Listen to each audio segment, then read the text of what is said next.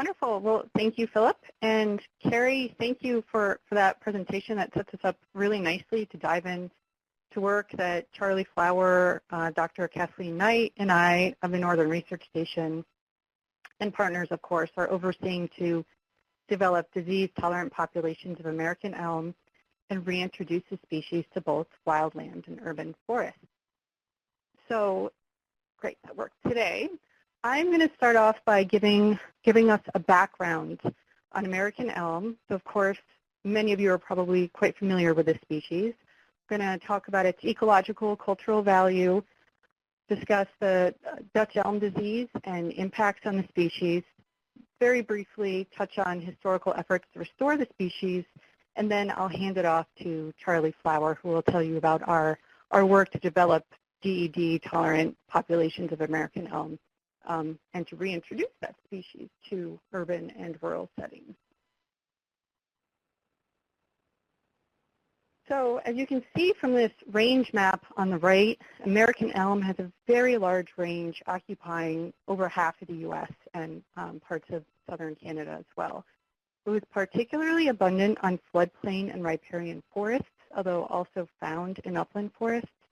It's a hardy species, tolerant of wet soils, dry soils, compacted soils, and it's a fast-growing species with intermediate shade tolerance, enabling it to grow well in a variety of different environmental conditions. And these characteristics also made it a particularly hardy street tree.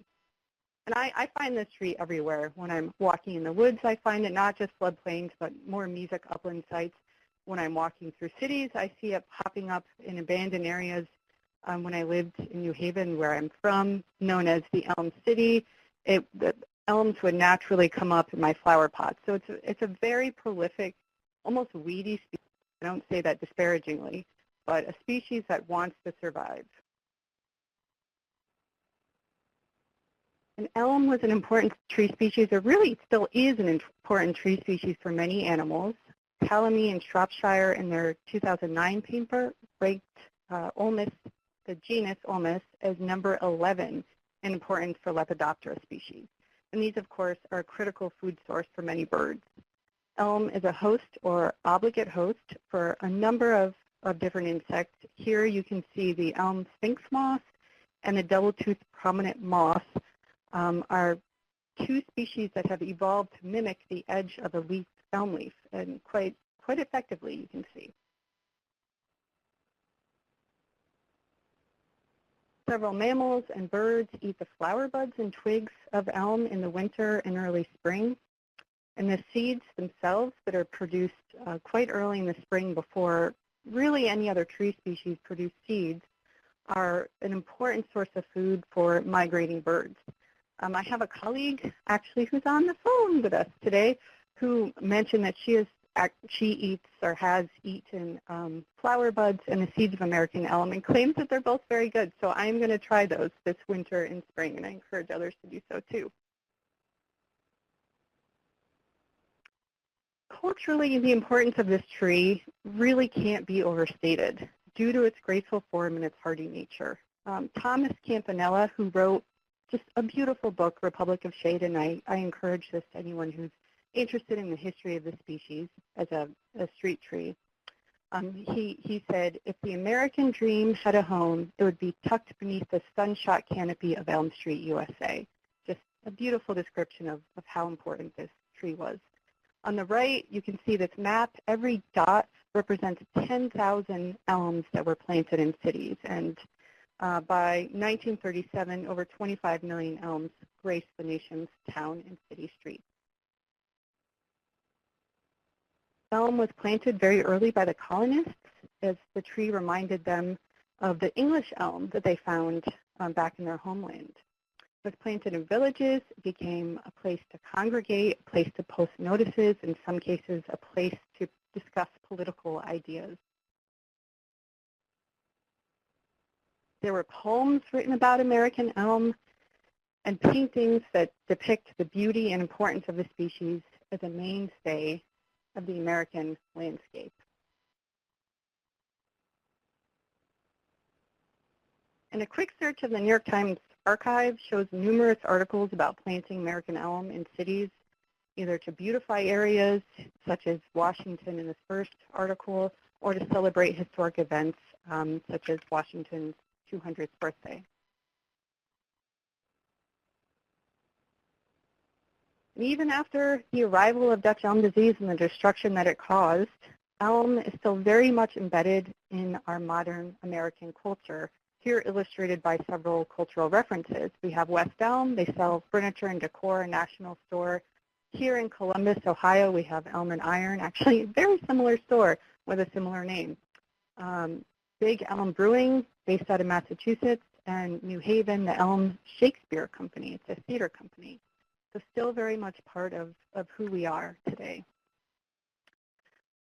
But of course, Dutch elm disease arrived. It was first identified in about 1930 here in the U.S., although it had been causing problems in Europe for a couple decades before.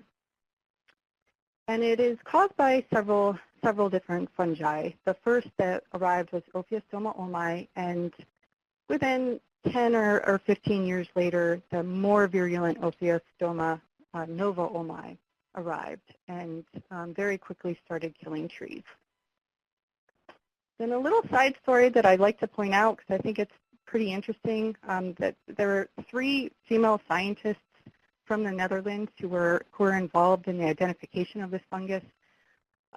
Dr. B. Schwartz, who's the young woman in the left, the picture on the left, who's sitting closest to us, she first identified the fungus, Ophiostoma ulmi.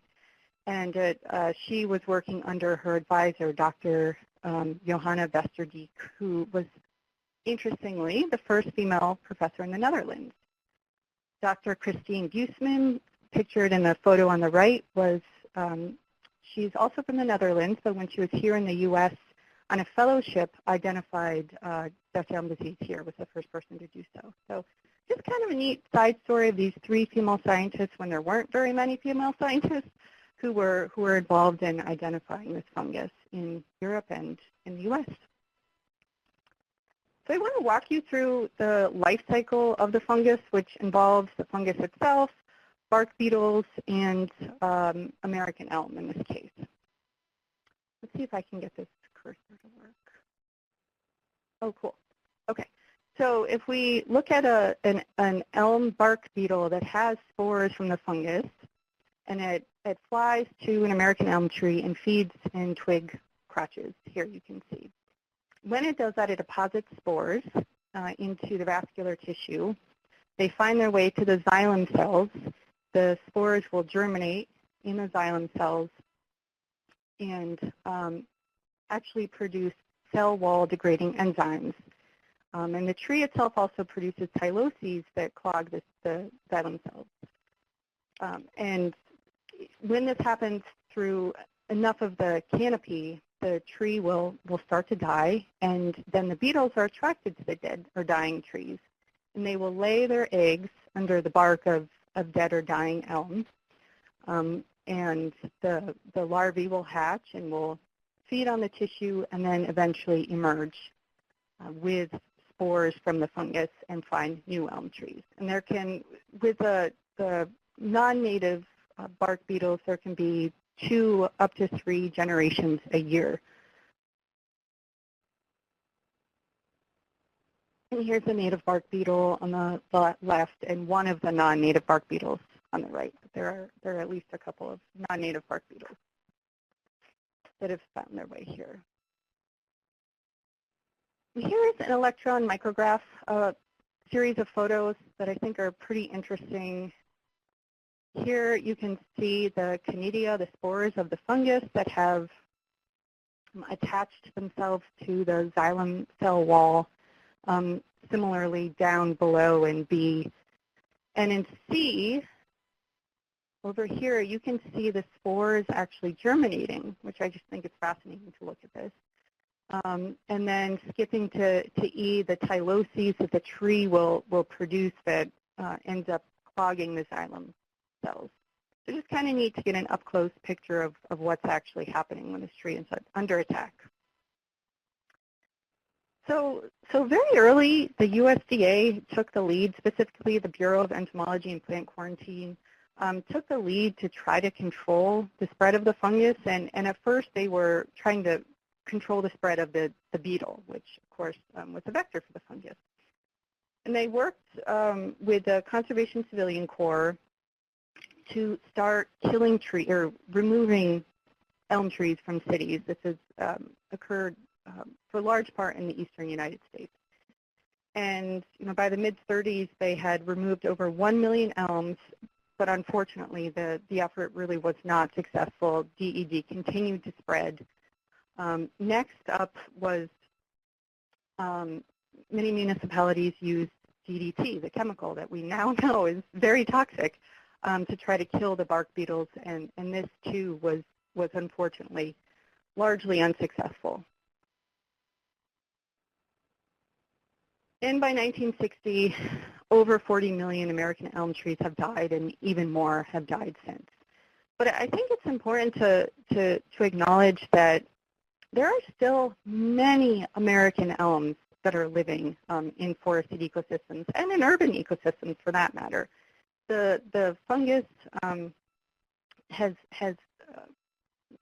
more of a cyclical nature, and so trees will have the opportunity to grow and even to reproduce and continue before the mature trees are killed. So there's a lot of elm out there, which is important for our breeding and restoration efforts, because there's a lot of trees that we can use in our program, which is neat. Very briefly, I just wanted to mention that since Dutch elm disease has arrived in this country, there's been tremendous effort by multiple institutions and agencies to address this issue, and specifically to try to find either survivor American elms or try to breed elms that are resistant or tolerant to Dutch elm disease. And here's a photo of Dr. Denny Townsend, who I believe is actually on the call, who's done a lot of the work. He was with the Agricultural Research Service, at one point based here in Delaware, Ohio, where Charlie and I are, but then later moved to the DC office. He developed New Harmony and Valley Forge. There are other institutions, Cornell University, the University of Wisconsin had programs and just accomplished a huge amount of work to try to find elms that could be used for restoration. And there are a number of commercially available American elms. Some of you may have planted some of these yourselves and are familiar with them. So we do have some tools to work with. Really, it's more appropriate for urban areas because we just don't have the genetic diversity to restore elm for forested plantings, for more wildland settings. We need hundreds of American elm that are tolerant to Dutch elm disease to establish in seed orchards. Right now, we just don't have that diversity. So there's still more work that needs to be done. And with that, I am going to hand you off to Charlie Flower, who will tell you specifically about that work that we are doing. So thank you very much.